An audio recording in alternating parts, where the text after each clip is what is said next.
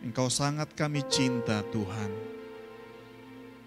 Karena sungguh kasih-Mu yang kekal itu nyata dalam hidup kami Tuhan. Haleluya.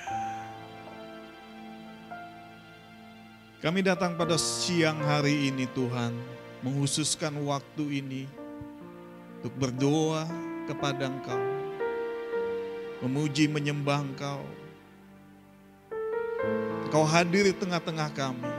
Kami mau merasakan Engkau lebih dalam, merasakan hati Engkau, merasakan pribadi Engkau di tengah-tengah tempat ini Tuhan. Bawa kami lebih dalam mengenal Engkau. Bawa kami lebih dalam memiliki persekutuan dengan Engkau yang semakin intim, yang semakin dekat.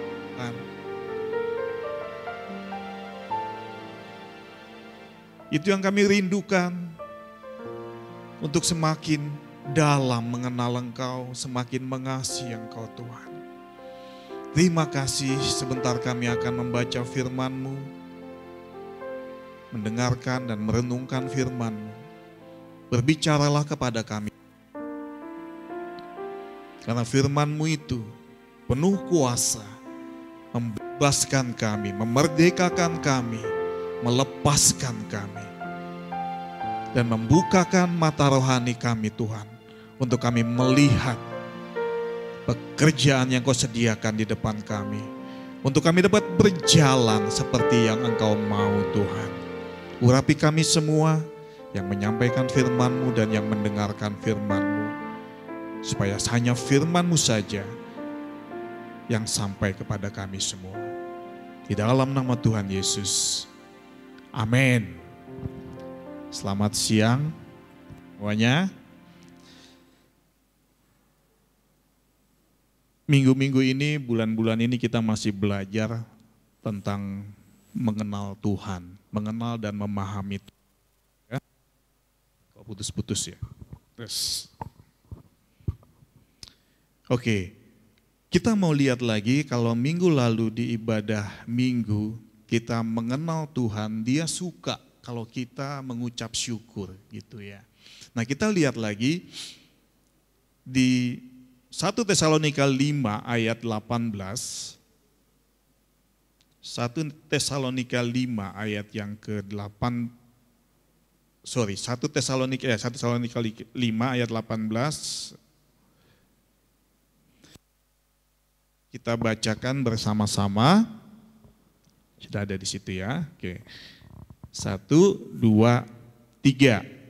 Mengucap syukurlah dalam segala hal, sebab itulah yang dikehendaki Allah di dalam Kristus Yesus bagi kamu.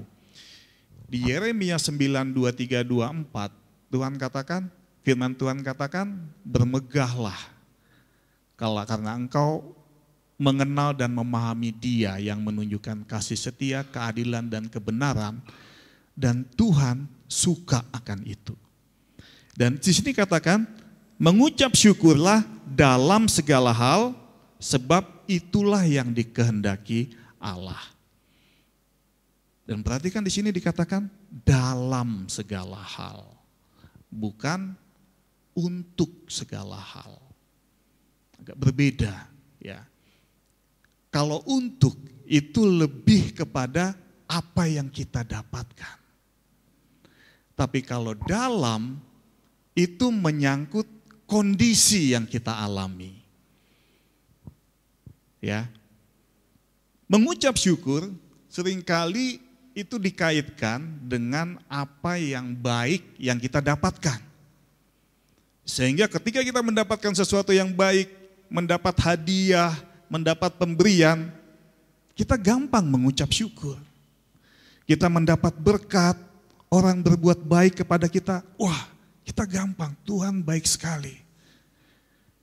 Tapi ketika kita mendapatkan sesuatu yang tidak baik, bahkan yang jelek, yang tidak sesuai seperti yang kita harapkan, kita berat mengucap syukur. Karena memang firman Tuhan katakan, mengucap syukur bukan untuk yang kita dapatkan. bukan untuk yang kita terima, tapi dalam. Artinya dalam keadaan kita diberkati, kita mengucap syukur. Dalam keadaan kita tidak diberkati, kita juga mengucap syukur.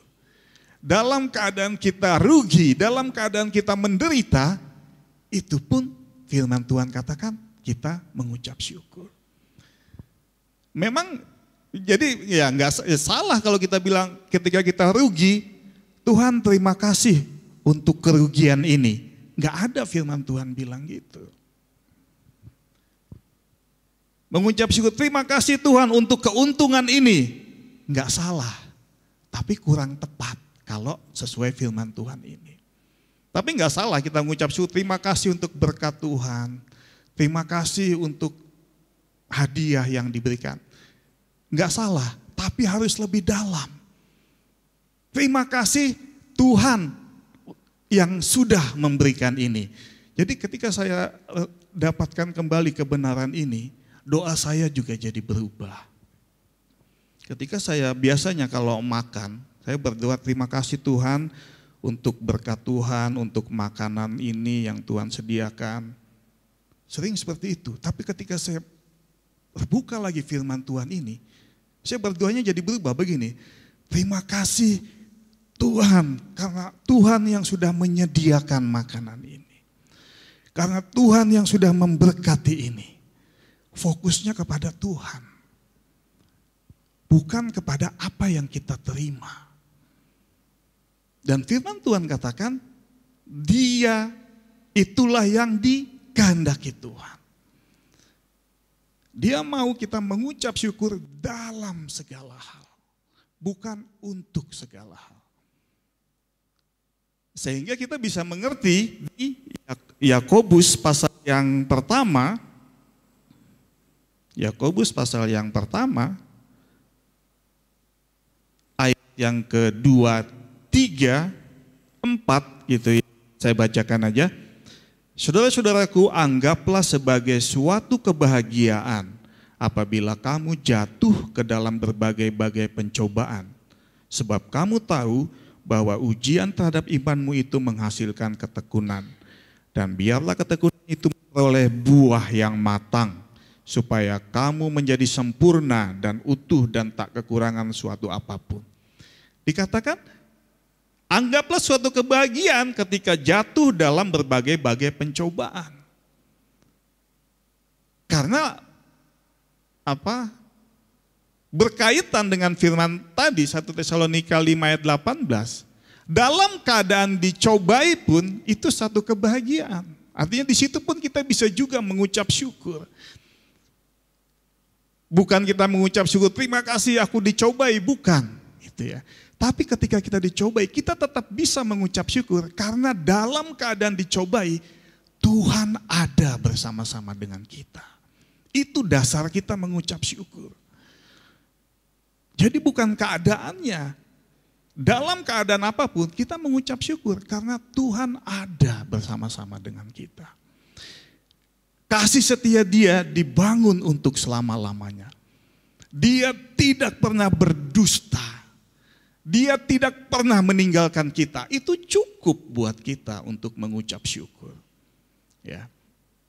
Jadi saya juga berubah juga doa saya, pandangan saya juga. Biasanya gini kan, kalau kita misalnya nih, ketika kita luput dari satu kecelakaan misalnya.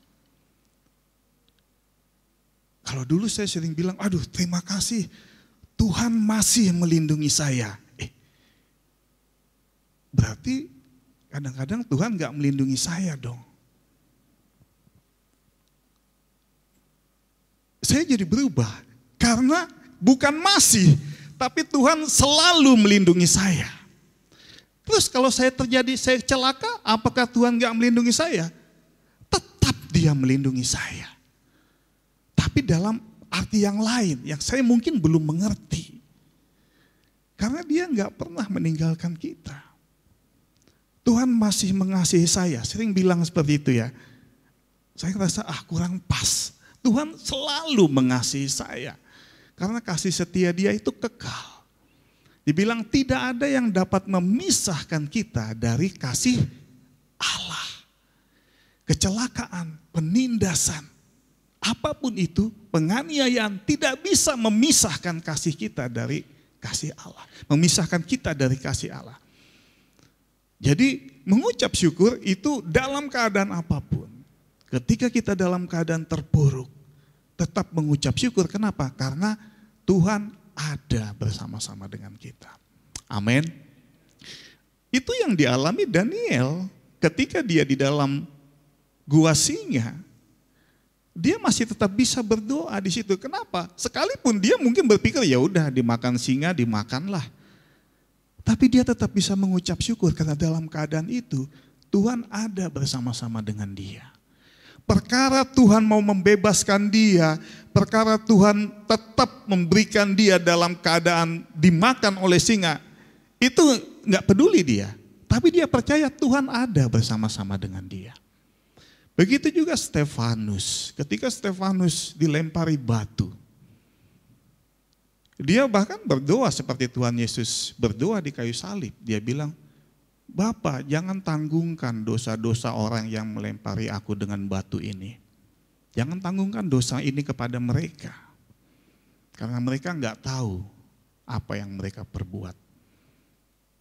Jadi dalam keadaan itu, dia bisa melihat di situ apakah kita pikir Tuhan nggak melepaskan dia? Apakah Tuhan nggak melindungi dia? Sehingga dia layak bilang, Tuhan engkau nggak melindungi aku, engkau membiarkan aku mati.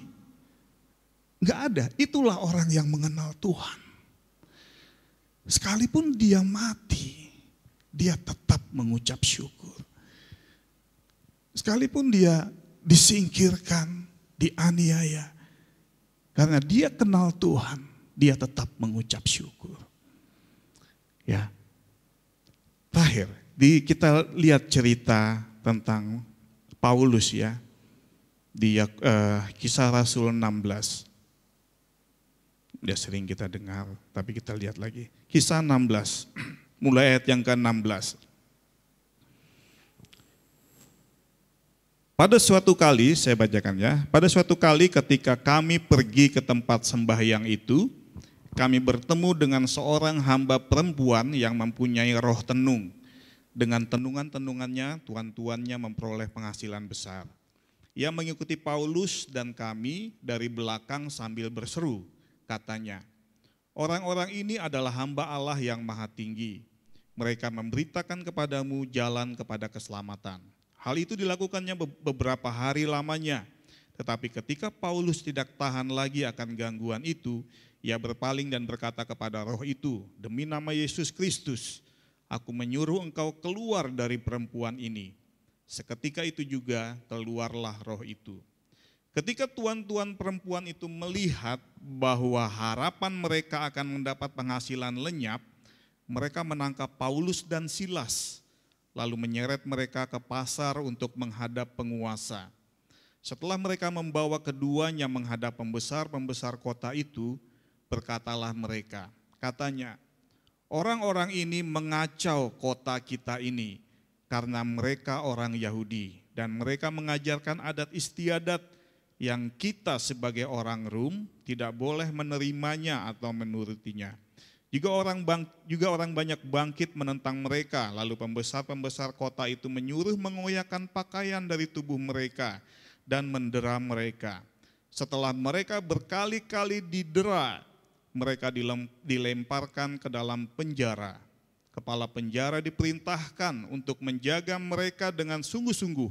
Sesuai dengan perintah itu, kepala penjara memasukkan mereka ke ruang penjara yang paling tengah dan membelenggu kaki mereka dalam pasungan yang kuat. Tetapi kira-kira tengah malam, Paulus dan Silas berdoa dan menyanyikan puji-pujian kepada Allah. Dan orang-orang hukuman lain mendengarkan mereka. Akan tetapi terjadilah gempa bumi yang hebat sehingga sendi-sendi penjara itu goyah.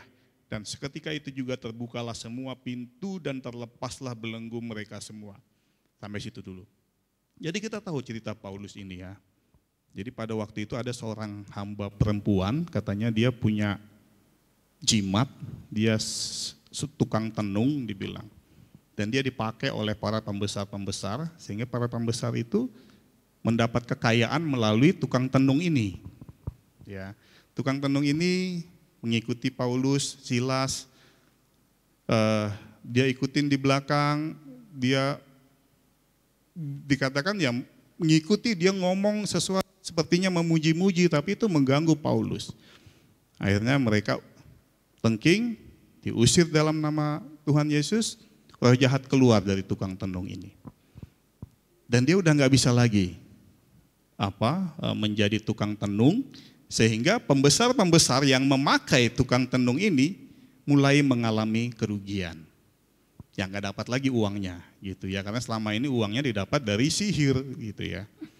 Nah, orang-orang kaya ini, pembesar-pembesar ini marah sama Paulus. Selama ini kami dapat uang dari tukang tenung ini sudah nggak bisa lagi bertenung, hilanglah pendapatan kami. Akhirnya mereka cari-cari alasan supaya Paulus ditangkap. Dikatakanlah Paulus ini mengajarkan ada aliran sesat, mau menghancurkan adat istiadat, padahal karena mereka marah kepada Paulus yang sudah mengusir roh jahat dari tukang tenung itu. Dan akhirnya Paulus ditangkap dan Silas ditangkap. Sebelum ditangkap, sebelum dipenjara, dia didera. Didera itu ada yang dibilang dipukul dengan tongkat, dicambuk seperti itu, luka-luka badannya, terus dia ditaruh di penjara, dan di penjaranya itu ditaruh di tengah-tengah, dijaga oleh kepala penjaranya ini. Dan kalau dari firman Allah yang hidup dikatakan, kepala penjaranya ini diancam, kalau sampai Paulus Silas melarikan diri, dia akan dibunuh. Makanya dia jaga, dia taruh di tengah, dia jaga di situ. Nah tapi lihat, malam-malam dibilang ayat 25 tadi gitu ya, kira-kira tengah malam Paulus dan Silas berdoa dan menyanyikan puji-pujian kepada Allah. Gak kebayang apa yang ada dalam pikiran Paulus dan Silas. Mereka berdua gak melakukan kesalahan apapun dalam hal kejahatan atau melanggar hukum. Mereka hanya memberitakan Injil. Mereka mengusir roh jahat. Tapi mereka difitnah, menghancurkan adat istiadat, membawa aliran sesat. Dan akhirnya mereka dipenjara. Harusnya kalau mereka berpikir, Tuhan kok engkau gak melindungi kami Tuhan. Sehingga kami ditangkap, udah dipukulin lagi, dipukul sama tongkat, dicambuk. Apa yang ada dalam pikiran mereka? Sehingga mereka malam-malam tetap bisa menyanyi, memuji Tuhan. Tetap bisa mengucap syukur kepada Tuhan. Sehingga Paulus bisa menulis 1 Tesalonika 5 ayat 18. Dalam segala hal kita harus mengucap syukur. Karena dia sudah mengalami ini. Dalam keadaan dia sudah luka-luka, di penjara, dia tetap bisa mengucap syukur. Sehingga dia ketika dia menulis 1 Tesalonika 5 itu, dia sudah mengalami itu. Dan dia sudah mengalami kuasanya. Ketika kita baca selanjutnya, penjara itu tiba-tiba sendi-sendi penjara dibilang goyah, pintunya kebuka, yang diikat belenggu sama mereka juga lepas, ya. Tapi mereka nggak melarikan diri. Kepala penjara ini sudah mau bunuh diri karena tadi dia diancam kalau kalau Paulus sama Silas melarikan diri, mereka akan dibunuh. Dia akan dibunuh. Tapi Paulus sama Silas tidak pergi. Dan akhirnya kepala penjara Filipi ini bertobat. Ya, ingat Kisah Rasul 16 ayat 31, percayalah, maka engkau dan sisi rumahmu akan diselamatkan. Kata firman Tuhan seperti itu, bertobatlah dia bilang. Nah, dari sini kita melihat ya bahwa firman Tuhan ini mengingatkan kita kembali. Kita mengenal Dia. Dia katakan kita mengucap syukur dalam segala hal. Itu adalah kehendak Dia.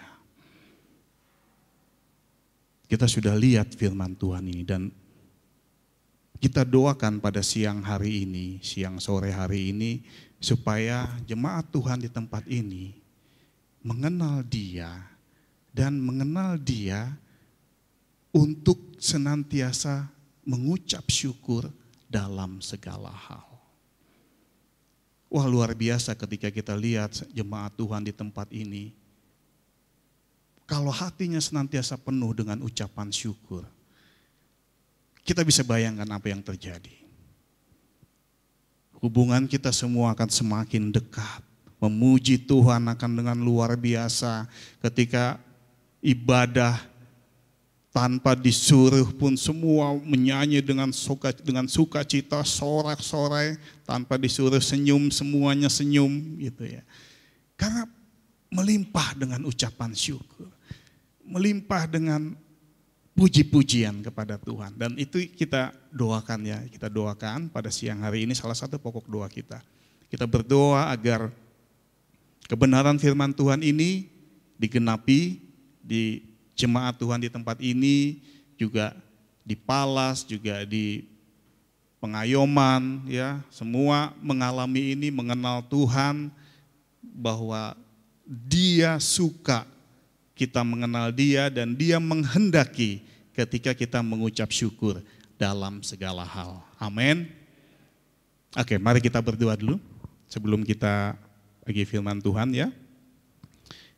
Bapa, kami mengucap syukur atas firman-Mu, biarlah sungguh firman-Mu ini Tuhan digenapi dalam hidup kami. Kami semua menjadi pelaku-pelaku firman-Mu. Untuk kami senantiasa mengucap syukur dalam segala hal, dalam segala keadaan. Keadaan menyenangkan, keadaan tidak menyenangkan, keadaan bahagia, keadaan menderita.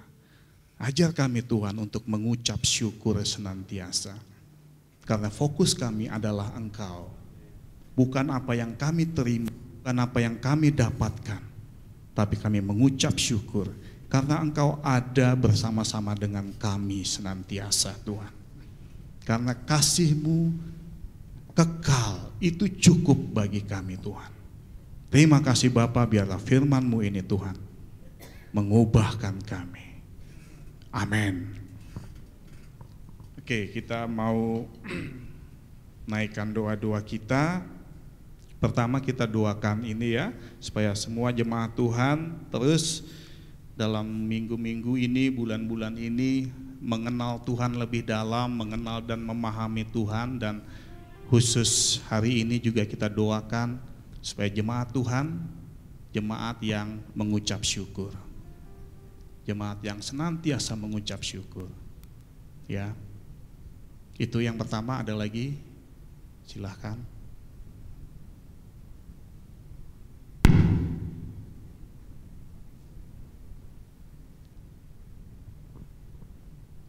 Nanti sebelum terakhir doa, tadi ada permintaan dari Pak Kasmaran, kita mau doakan Saudara Beni ya, ada bandinya?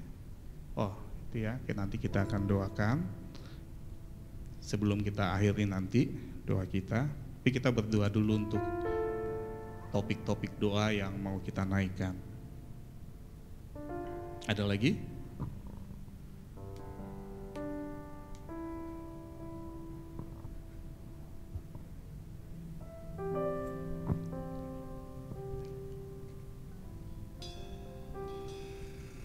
Pastor ada mau sampaikan? Ada, oke.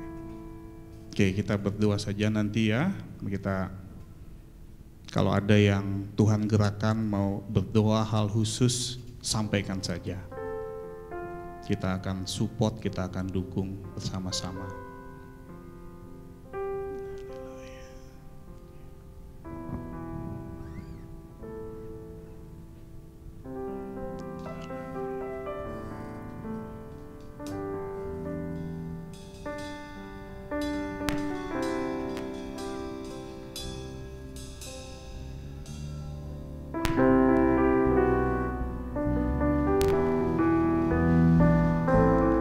Yang ku terima darimu,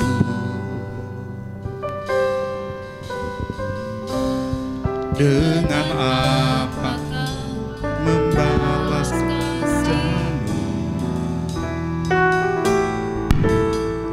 Oh yeah. Yesusku mau selalu bersyukur, selalu bersyukur.